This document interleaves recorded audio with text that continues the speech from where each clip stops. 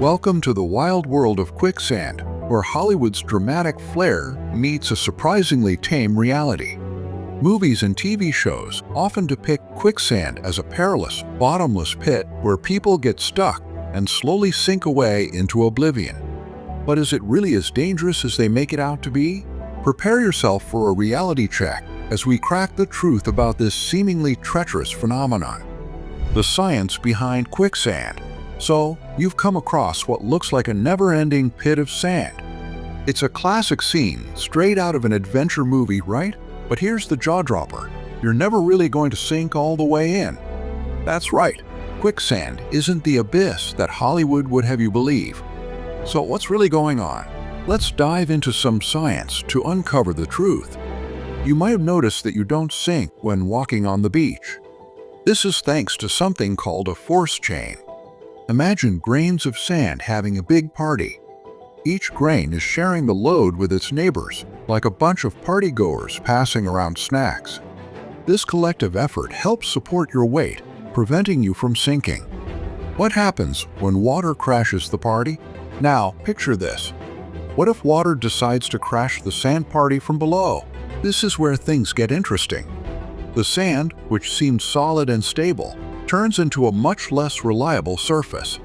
When water seeps into the sand, it disrupts the force chain party. The result is a surface that appears solid but can become as unstable as a house of cards in a windstorm. This is what makes quicksand a tricky situation. Look safe, but can be deceptive. Reality versus Hollywood. The truth about quicksand. So, how does the real deal with quicksand differ from the dramatic portrayals in movies? Contrary to what you might see in films, real quicksand isn't a never-ending pit. It's typically no deeper than a kiddie pool. And here's another surprising fact. Humans are only about half as dense as quicksand. Unless you're made of lead, you're more likely to float like a rubber ducky rather than sink all the way. You might only sink up to your waist, and that's if you're not flailing around like a madman. The behavior of quicksand, a non-Newtonian fluid. Let's dive a bit deeper into the science. Quicksand is classified as a non-Newtonian fluid.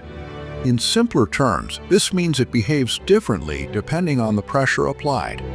When you step on it, quicksand reacts like a liquid, causing you to sink.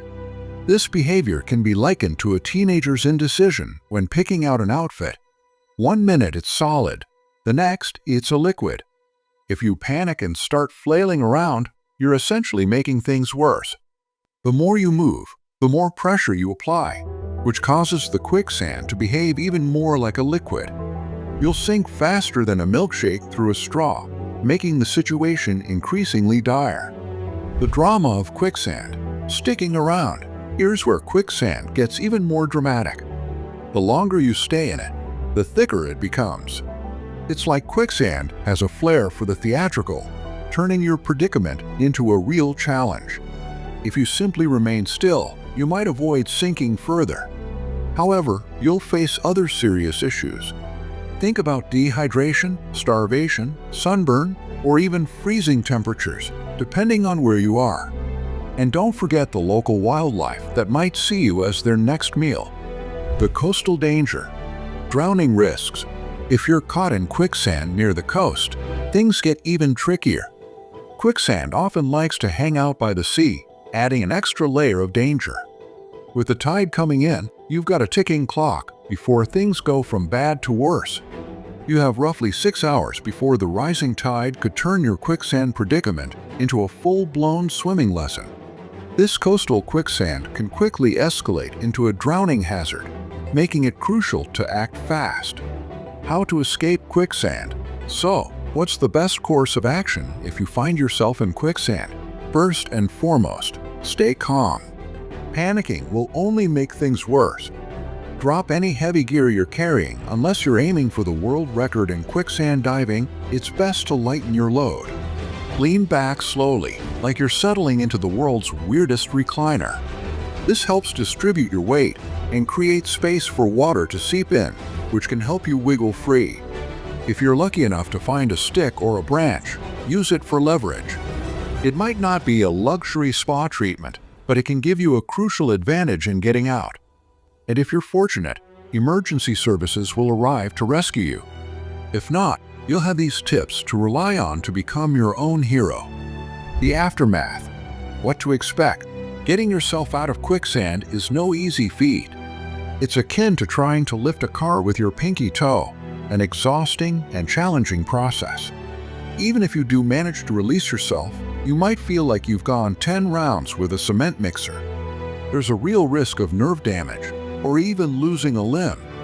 Definitely not the kind of souvenir you were hoping for. Wrap up. But here's the silver lining. If you manage to escape quicksand in one piece, you'll have a story to tell. Just remember to tread more carefully next time. Don't let this adventure deter you from exploring new experiences. Keep putting your best foot forward, preferably on solid ground, and embrace the wild side of life. Stay tuned for more thrilling scenarios on Think Beyond, and remember, life's an adventure, but maybe leave the quicksand to the professionals.